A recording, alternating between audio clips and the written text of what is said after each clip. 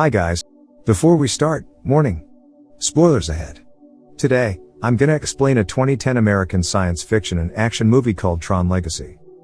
In 1989, Kevin Flynn, CEO of a technology company called Encom, tells his son, Sam, the story of his adventures in the Grid.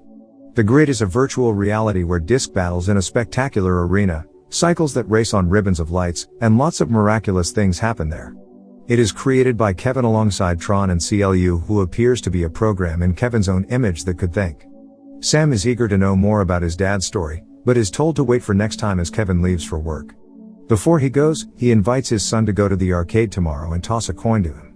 Suddenly, the scene cuts to a montage of events and news reporting about Kevin's disappearance, causing chaos in the company.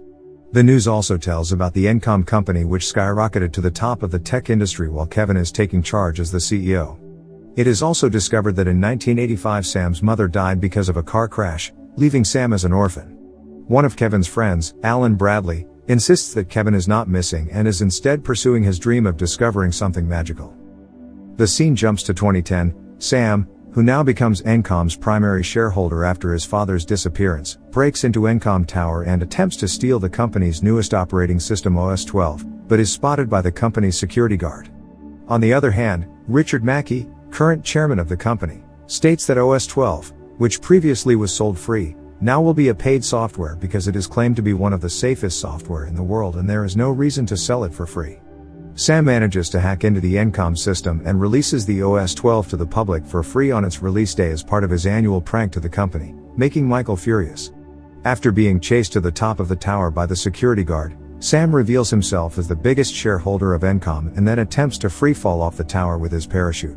As he tries to reach his motorbike, he is arrested by the police for trespassing, but is eventually released a few hours later. Sam returns to his apartment where he is confronted by Alan, who tells him about a page signal he received from Sam's father's office in the arcade, which has been disconnected for 20 years. Alan also shares a story about Kevin, who came to Alan's house 2 days before he disappeared and claimed that he had cracked the code about quantum teleportation. Alan also adds that Kevin wouldn't have left that invention and wouldn't have left his only son. Sam doesn't believe his story and says that Kevin is already dead and does not care about him anymore. Before Alan leaves, he hands over the arcade key to Sam, saying that he must be the one who goes there and finds out what is happening. Later on the night, Sam decides to pay a visit to the arcade and manages to locate a hidden doorway behind the Tron arcade machine, which leads him to a secret workshop underneath the playing room. Sam explores through his father's computer and activates a digitizing laser behind him by accident, transporting him into the digital world called Tron City. The confused Sam then walks out from the arcade building, realizing that everything has changed and the city has transformed into a very modern and digitized city called Grid. He is then captured by Unrecognizer and is assigned by the program to participate in the games, while the others are being rectified. Sam is then taken down to a room where he is equipped with armor and an identity disc which records everything its holder does or learns. After that, he is delivered to Disc Wars Arena, where he has to fight several programs and has to be the last man standing in order to win the game. After several breathtaking fights, he has to face a program named Rinzler, the only program who uses 2 identity discs while fighting, in the final fight. Rinzler seems to be a much stronger and experienced fighter than Sam as he is outskilled by the program. When Rinzler is about to launch his final blow, he notices blood coming from Sam and suddenly recognizes him as a user. The Grid's boss, who has been watching the entire fight from a flying ship, commands the fighter to bring Sam to him. As the two meet, Sam believes at first that he is talking to his father, before realizing that it is CLU when he says that he is not his father, who apparently has the same image and appearance with his father as described in the beginning of the movie. After the encounter, Sam is being sent to the next game, which is Light Cycle Grid, while a masked woman watches them unnoticed.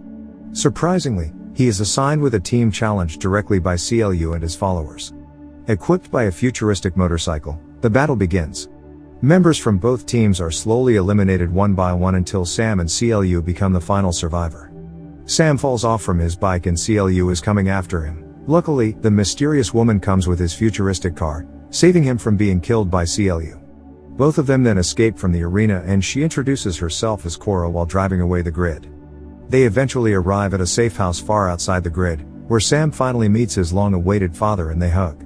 At dinner, Kevin explains to his son that he was working with Tron and CLU to make Grid into a perfect system. However, a brand new type of program manifested itself within the Grid. They are called isomorphic algorithms or ISOs and were considered as a miracle by Kevin in his story to Sam at the beginning of the movie before his disappearance.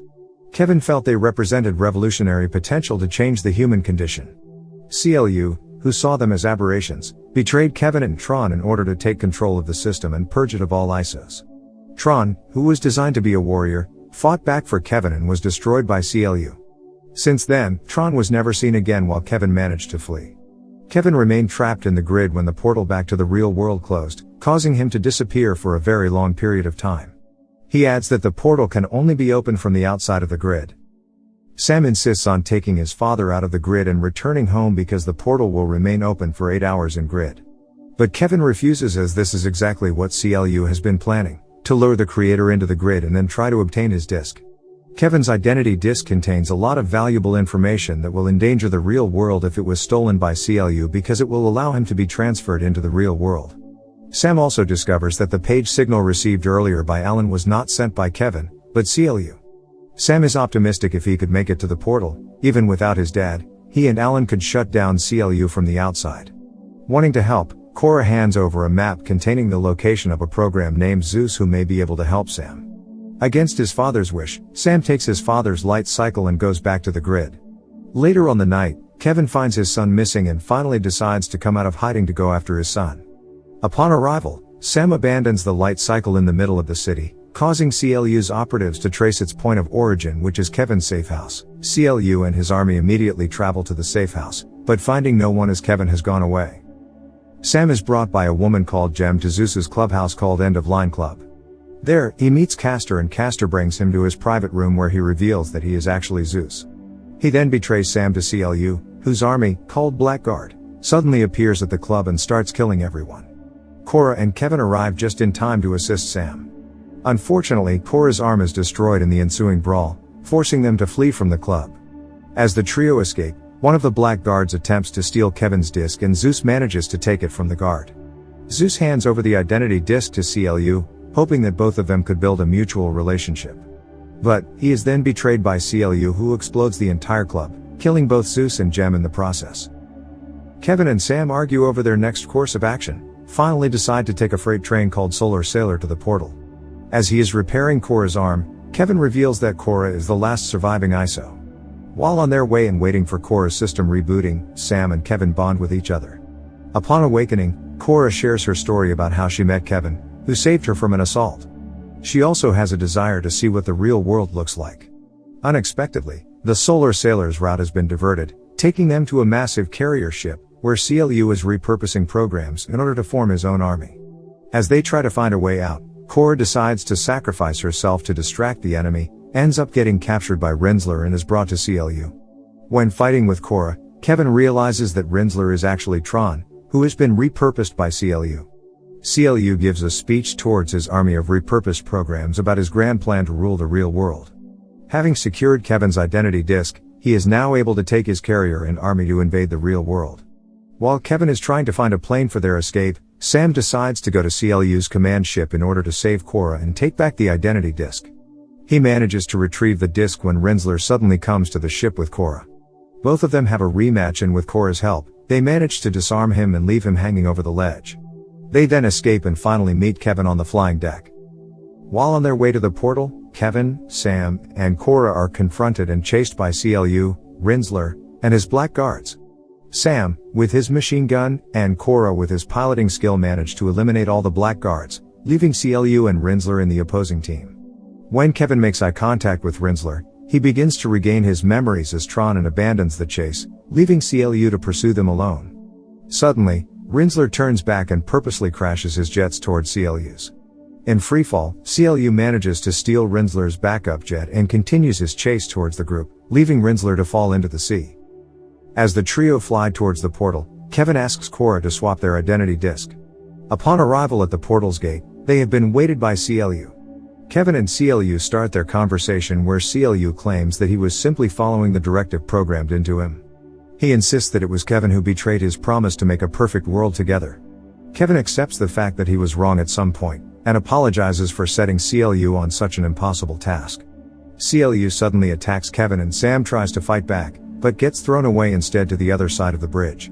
The bridge to the portal starts to break off, separating Sam and Cora whilst CLU goes for Kevin's disc, but he is shocked to find out that he has been tricked because it is Cora's disc. Frustrated and furious, CLU jumps to reach Sam and Cora, but it's too late as they have got inside the portal. Kevin then reintegrates with CLU, causing them to explode and destroy the entire world. Back in the real world, Sam copies the grid from Kevin's old servers onto a small microchip he wears around his neck. Alan then arrives at the arcade after receiving another page where Sam states that he will take over Encom and choose Alan as the chairman. He also adds that Alan was right about everything. Cora surprisingly appears in the real world and Sam decides to bring her to see the sunrise for the first time. Subscribe to watch more videos like this, turn on notifications, and leave a like to help the channel out. Thank you for watching.